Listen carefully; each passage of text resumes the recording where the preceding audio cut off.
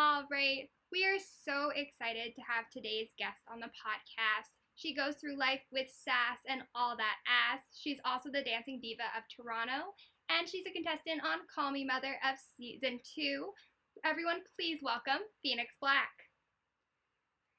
Thank you so much. Thank you so much for being on the podcast today. Thank you for having me. I'm excited. Yes. So, I think let's just get right into it. So, my first question for you is obviously you've made it to Call Me Mother, but I want to go back to the beginning for a second. What was your main inspiration and what was your story as far as getting into drag for the first time? Oh my god. I was a trained dancer back in the day. I did a lot of hip hop, jazz funk, and contemporary, and I taught at a studio in my home city. And yeah, I've been doing well. And I was thinking to myself, thinking like, oh, I feel like there's something missing in my life, but I didn't know what it was. And then we have Drag Race appear on TV. I think the first season that I watched was season 5 with Alyssa Edwards. I was like, I like this girl. I like this girl. I wanted to be like her. So, one day at Halloween, got dressed up, getting my jush on. And yeah, that's where it started. That's awesome. A lot of people start on Halloween. I mean, I feel like that's the classic, like, I'm going to go out and do this kind of moment. So. Exactly, yes, absolutely. Wonderful. So, what led you to audition for Call Me Mother? I actually auditioned for the first season as well. I worked in OTV. There was a show on that network called Group Sex. I think that's what it's called. And the producer messaged me and said, "Oh, you should do this show." I'm like, "Okay." I did the show. It was fine. And she introduced me to the Call Me Mother season 1. At first, it didn't have a title, so I don't remember what it was called beforehand. So I did my audition, and I didn't make it. I was like, you know what? That's fine. And then second season came around. Didn't think second season will come, but here we are. And she asked me to audition. I was like, honestly, I'm not sure. I'm very tired. I work full-time drag, but you know what? We'll see how it goes. And I submitted my audition tape, and I was like, if I don't make it, then that's fine. I'm just gonna, wait for a little bit longer, and I got the call, and here we go. Yes, and you kicked ass, by the way. Thank you. But when you first got on the set for Call Me Mother, obviously I can only imagine it's like this whole whirlwind. It's you, 14 other drag artists and everything. How did you feel the first few days when you arrived?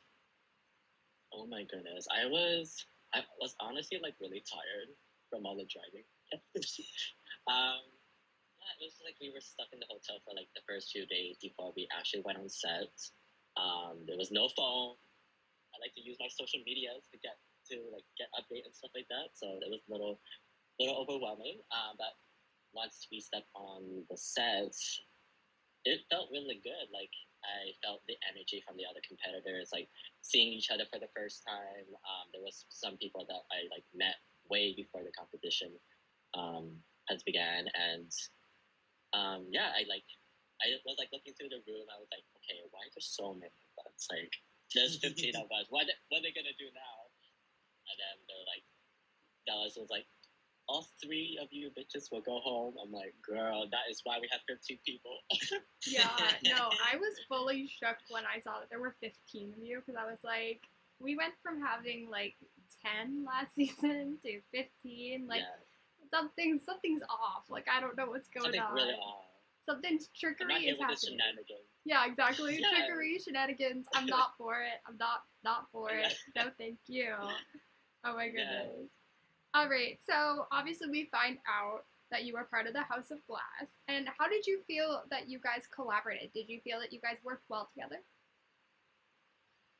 I believe we worked really well together, just because although we were different in our own ways of how we portray our own art, we somehow collaborated really fluidly, and we were able to input our own ideas, and we just, I don't know, our energy was so positive, and like we really wanted to work with each other. And having the input from Mother Crystal, she like just, it was just everything. It was amazing.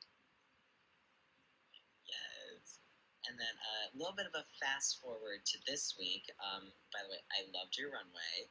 Thank it was you. amazing.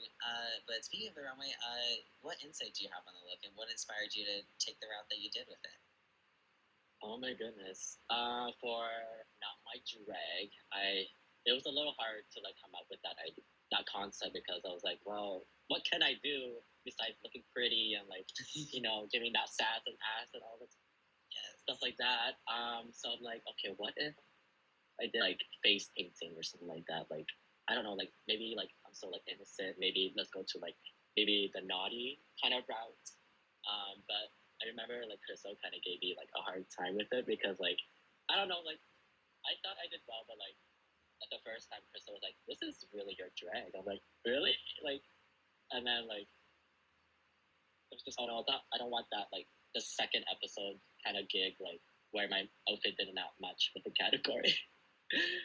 With that family portrait look. Oh my god, I was like, I need something for that category. I did not understand it, but like this, or Not My Drag, I really want to go to like a naughty route, like face painting, all that jazz. And I, to be honest, like I thought I wouldn't get like a high score or would be praised for that runway, just because like I don't know, just inside me, like I was just thinking like, okay, maybe is this really my drag or not? Like I have no idea. And then after they gave me a high score, I was like, okay, yes, bitch. It was amazing, and honestly, it's amazing to see, because like your type of drag and everything is like very much the route that I really want to take with mine. So just I really looked up to your whole aesthetic and everything, and just like seriously, it was just amazing. Thank you. Oh my god, that warms my little blood. So we did hear a little bit of a confessional while you were getting ready about your family not knowing that you do drag, and how important chosen family is to you. Can you elaborate on that a little bit? Yes, absolutely. So as I mentioned in the show, I am, or did I even mention the show? I don't know. I'm like dyslexic, so I don't know what I did. So I'm like part Cambodian, part Chinese. So the Asian culture, like if you're gay or like very like different, they just don't allow that. Like they look down on you, and like they just belittle you. They tell you and judge you, and like, why are you like this? Like you're not like the rest of us. Like, and they just exclude you and everything, and they just kind of abandon you. So for me to say something like that to my family, like to come out to my family, like I don't know if my mom or my dad would like take it very well. And yeah, it's kind of hard. Like we only talk about our like successes, like are you gonna have a good job, are you gonna have a great family, are you gonna have children, are you gonna make good money and stuff like that. So it's like the standards are so high already, so like, well, I'm not meeting any of those standards, so like what do I do from there? But yeah, for the chosen family, like I'm just so like happy that like I felt like a real like connection, a real like family resemblance, like with each other, in terms of like the vibes and the support system that we have that we might not get in real life. That's awesome. And then my next question I had for you. So we talked about the runway, but now let's get into the roast a little bit. As far as as far as tackling all that, because it seemed like everybody like was very like about the roast a little bit. So what was your process in getting prepared for that? So my process, I actually wrote some jokes beforehand, just in case, like, what if I'm up to the roast challenge, and like there's gonna be a roast at some point. So I wrote some jokes beforehand, even though they're not like funny. I just like wrote it down anyways. And once the episode was like in present, and like the roasting challenge was told, I was like, oh no, here we go. Time to release my unfunny jokes. But Mother to Crystal, she did really help me with some of the jokes. Maybe some of the jokes weren't there, but I took everything that she gave me and just like did the thing, and yeah. Yeah, no, I personally think your jokes are great. I was about to say, I think on the funny. podcast this week, I think what we said was that we thought you had some of like really good written down jokes. It was the delivery that didn't quite match up to the joke, so the joke didn't quite come across the way you wanted it to. But it was Right. on paper. Yeah, it wasn't. It didn't get delivered in the right way. Personally. Thank you. Yeah, of course. Of course, now I've lost my spot. Now that we're all like in that thought process. Welcome to my life. You're good. Yes. Okay. So obviously we get to the elimination and we hear everybody getting their scores, and it ends up being you and Michaela left on the runway. Yeah. Did you have like, what was your feeling of like standing there with Michaela? Were you thinking like, oh no, what's like, am I in trouble? Or were you thinking she's in trouble? Or were you like, what was your thought process? My thought process, actually, like during like the process of this challenge, like me and Michaela, we sat together and just like we were kind of like very worried and very nervous, and we kind of cheer each other up just to like be more positive, and yeah, we landed in the bottom two together, like such a coincidence. But yeah, like I kind of knew I was gonna be in the bottom, but I was like, I'm gonna like do my very best to like get through this. I don't care if I win this challenge. I just want to be safe and move on to the next challenge. But being in the bottom was like not cool at all. Like we were in the bottom like twice, the first 2 episodes or whatever. Yeah. And then safe, and then bottom again. So like, oh my god, is this gonna be my life now? But honestly, to be honest with me, in my opinion, I didn't think Michaela was gonna be at the bottom with me, just because I know like her runway, they kind of read her about her outfit, like the Not My Drag outfit. The concept was really cool. It looked very nice. But I kind of agree with and I kind of agree with what Crystal said. There should have been more like ruffles on the legs. Add something to the legs and arms. It would have like make it like not her drag, because she does a lot of like she shows her like body, her silhouette, her legs, and everything. So I think it would have been cool to like cover that silhouette and like it'll make it like not her drag. But I thought based on like the challenge, when I saw her roast, I didn't think she was doing. I don't think she did that bad, to be honest with you. Maybe there was some like jokes that maybe didn't land, but overall, I thought she did very very well. And for her to be in the bottom with me, I'm like, well, time to pack my bag. We gotta go home, get some McDonald's or whatever, and like. Yes. So you had a strong feeling it was going to be you at that point when you saw that it was Michaela and you in the bottom. Yes, in my opinion, like I think someone else should have been in the bottom. Michaela was like looking at me like, "Who this?" I would say one of the bottom four should have been in the bottom with me. Mm-hmm. So maybe if it wasn't for Michaela, maybe I would have been safe. But that's the tea says. Hey, you know, we're here for the tea. We live for the tea. We love it. Yes. Either way, you slayed the game. Thank you so much. Of course. And looking back, is there any look or any challenge or anything particular looking back at this whole experience that you would maybe have done differently? Let's see. Probably this challenge, the roasting challenge. Girl, I wish I just had more fun with it. Like, yeah, I just wasn't really confident, and like, I was like, you know what, let's just like fake it till you make it kind of thing. And like, when I stumbled in that roast the very beginning, I was like, oh my god, like I had to keep going, and I just wish I had more fun.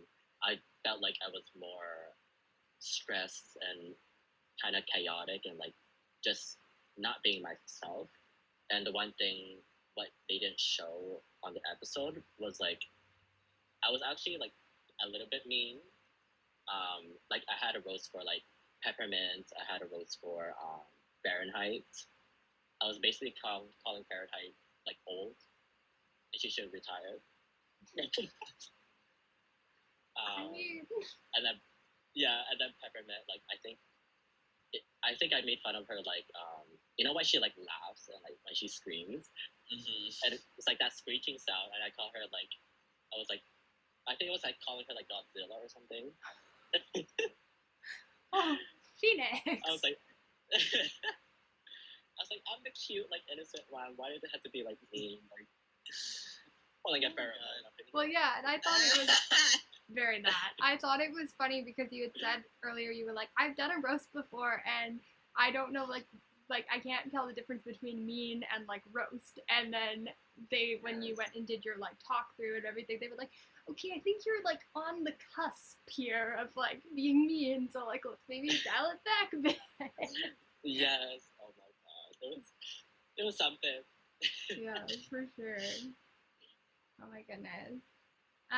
So obviously, unfortunately, your journey on Call Me Mother is over for now, unfortunately. But we always like to end our interviews with one question, and this is like an important question for us. So we are both baby performers in our respective areas, and we just want to know what advice you have for baby performers or people who want to start doing drag. For those who want to start doing drag, you know, just have fun with it. Like, make sure you do your research before you do anything. Like, YouTube is an amazing source. Instagram, and like, honestly, like, ask for help. You're not in this alone because we are all within the same community. And yeah, just making sure that like they are there to help you, guide you, and like just make sure to like please respect one another because like we're helping you and you're helping us, and like if we're giving the same respect, then like we're gonna have no problems, no drama. Well, sometimes we live for drama, but you know. And yes, just have fun with it. Let go and just do the damn thing. Yes. And you'll do amazing.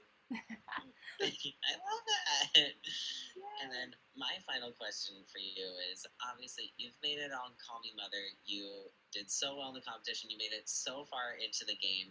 But I want to know, what is next for Miss Phoenix Black? Any fun projects? I know you probably can't disclose everything, but what's in the works? Well, just more gigs here and there. Collecting them coins and that money bag, girl. I really want to make music, like, making music, making songs. I want to like sign with like an agency or something like that. So you might hear, some music from me. Word. We will be Awesome. Yes. Yes. I also saw that you released a little video too, as well, on your Instagram. Yeah.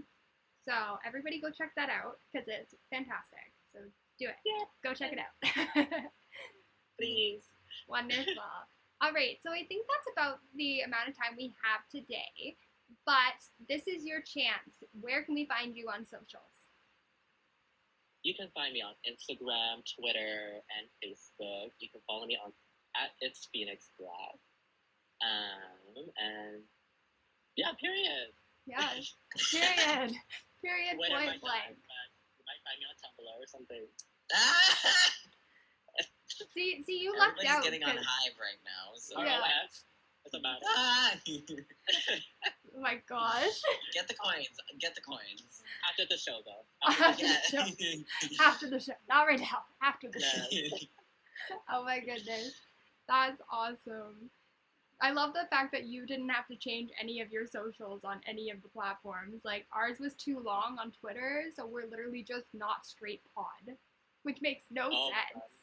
It makes no sense, but we're literally Not Straight Pod on Twitter. No sense made. Whatever. Anyways, but yeah, I think that's all the time we have today, but we just want to thank you so much for coming and interviewing with us. And we hope that everything that you do in the future is wonderful and super successful. Amazing. Thank you so much for having me. I was I'm so happy to like meet both of you, the baby drag artists. So good luck to your future and hope for the best. Yes, thank you so much. And thank you so much for your time. It was amazing talking with you. Oh, of course, darling.